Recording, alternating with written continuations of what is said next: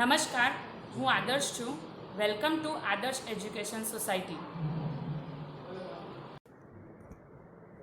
Hello kids, we have done with activity number 5 in our last session, right? Now let's see with activity number 6. Now observe, let's start reading. Observe the following pictures and relate the sentences to the pictures respectively. यानी कि हमें ये सारे जो pictures दिए गए हैं right, ये ऑब्जर्व करने हैं and relate the sentences to the pictures respectively. यानी कि सेंटेंसेस ये जो दिए गए हैं राइट, उसको मैच करना है. You can write it down over here. आप वहाँ यहाँ पे लिख सकते हो right. Now let's C.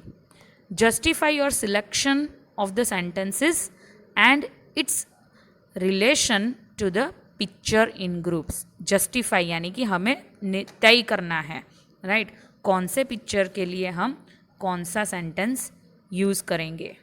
Okay, now let's C. First of all pictures हम देख लेते हैं, बाद में ये सेंटेंसेस हम करेंगे right.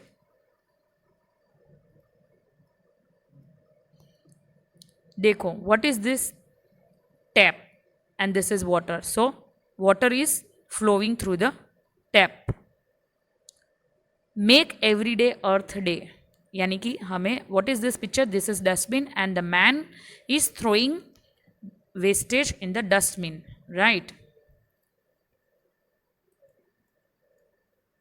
This is the picture of mountain with a river या pond है यहाँ पे right, जहाँ पे हम water सेव करते हैं. And this is a beautiful picture of nature, right? What is this picture of? This is the picture of tree and the man is cutting the tree over here. Can you able to see? Right?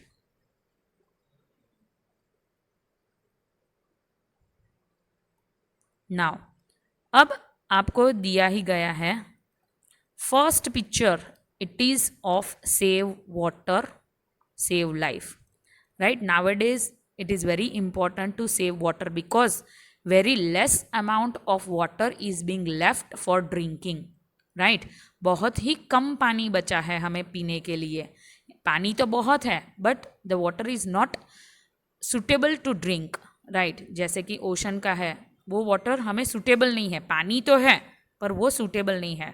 और कौन सा पानी हम पी सकते हैं? Then it is rain water, it is pure water right. So जैसे ज़्यादा बारिश होगी वैसे ही हमें ज़्यादा फ़ायदा होगा पानी के लिए. So this picture, the sentence for this picture is save water, save life. Let's have a look on the other picture. Make every day earth day. यानी कि हमें हर रोज़ अर्थ डे मनाना है. और अर्थ डे में हम क्या करते हैं? कचरा कहीं पे नहीं डालते हैं, वो सारी एक्टिविटीज़ करते हैं right. So don't litter, it will make your life better right. So हमें जहाँ तहीं कचरा नहीं डालना चाहिए और we make our earth clean right. Now let's have a look on the third picture. So the third picture is about nature with a very clean water over here in the pond, lake, right? With the greenery over here, with the beautiful green trees and the mountains over here. So this is what the nature is and we required such nature, right? हमें अभी ये चाहिए because हमें clean water चाहिए, greenery चाहिए, mountains चाहिए, right? So all these things. The last one is plant a tree. अब ये मैन जो है वो ट्री कट कर रहा है. जैसे कि हम लोग फॉरेस्ट को industrial and house hold purpose के लिए यूज़ करते हैं. सो प्लांट अ ट्री यानी कि हमें कट किए बिना हमें प्लांटिंग करना चाहिए. जैसे अर्थ डे में हम करते हैं ना ट्री प्लांटेशन, वैसे ही plant a tree so that the next generation can get air freely, because ये क्या करता है, हम जो ब्रीथ करते हैं, right, what we use to do, यहाँ पे क्यों ऐसा बोला गया है कि एयर फ्रीली, क्यों, क्योंकि ये पॉल्यूशन को भी कंट्रोल में लाता है। दूसरी प्रोसेस जो है वो है कि हम जो ऑक्सीजन इनहेल करते हैं एंड कार्बन डाइऑक्साइड एक्सेल करते हैं, यानी कि हम जो लेते हैं ऑक्सीजन और हम जो कार्बन डाइऑक्साइड निकालते हैं, ये ट्रीज़ क्या करता है, ये कार्बन डाइऑक्साइड लेता है और ऑक्सीजन निकालता है, राइट, एंड वही ऑक्सीजन हम यूज़ करते हैं। But at the night time the process is same of tree and human being. रात का जो समय होता है वो सेम प्रोसेस होती है, but if we grow more trees, then it can control our pollutions and helpful for our next generation. Okay, so I hope everybody has understand our activity number 6, right? Now let's go further. Activity number 7. So what is there in the activity number 7? Read the following poem. अब हमें कुछ नहीं करना है, सिर्फ poem को read करनी है. Let's start reading. Up into the banyan tree, who should climb but little me? Banyan tree में कौन ऊपर चढ़ सकता है? Who should climb but little me? Right? मैं क्लाइम कर सकता हूँ. We are not going to do the explanation over here. Right? We just have to read to build our vocabulary. I held the trunk with both my hands. Right, मैंने अपने दोनों हाथों से trunk को पकड़ लिया है. And look around all nearby hands, right, and क्या करते हैं, नियर बाय हैंड्स को देखते हैं. I saw the next door garden lie full of flowers before my eyes and many pleasant faces more that I had never seen before. मैं जब climb किया मैंने बनियन ट्री, तो मुझे क्या क्या देखने को मिला. I saw a next door garden lie, यानी कि बहुत ही अच्छा गार्डन था with beautiful flowers, right, and many pleasant faces and more, right, वो देखने को मिला. That I have never seen, मैंने पहले कभी भी नहीं देखा है. I saw the dimpling river pass and be the sky is blue looking glass. मैंने क्या देखा, डिम्पलिंग रिवर पास वहाँ पे होती है, रिवर एक पास होती है, and be the sky is blue looking glass, यानी कि जो स्काई है वो कैसा दिखता है, ब्लू ग्लासेस की तरह. The dust roads go up and down with people tramping into town, यानी कि डस्ट ऊपर नीचे क्यों हो रही है, because of vehicles and peoples, वो वहाँ पे टाउन में घूम रहे हैं इसी हिसाब से. If I could find a higher tree farther and farther I should see, यानी कि अगर मुझे बनियन ट्री से भी ज़्यादा हायर ट्री मिलता तो मैं दूर दूर तक देख सकता.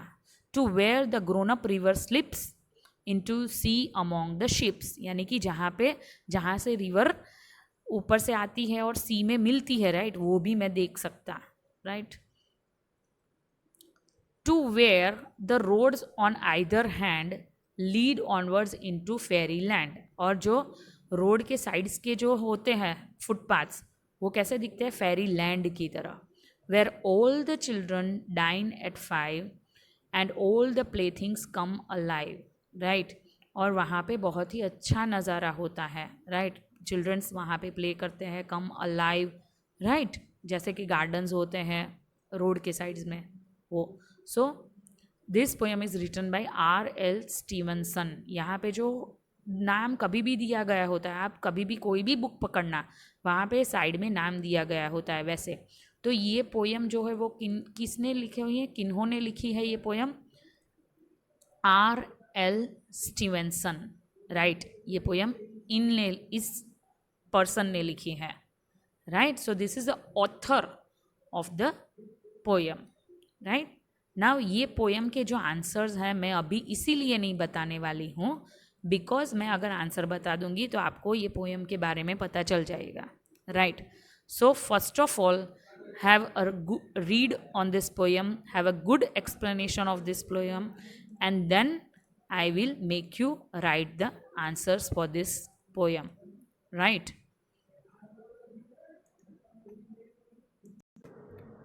एक और होमवर्क भी मैं दे रही हूँ students. You have to first of all write the meanings for this words.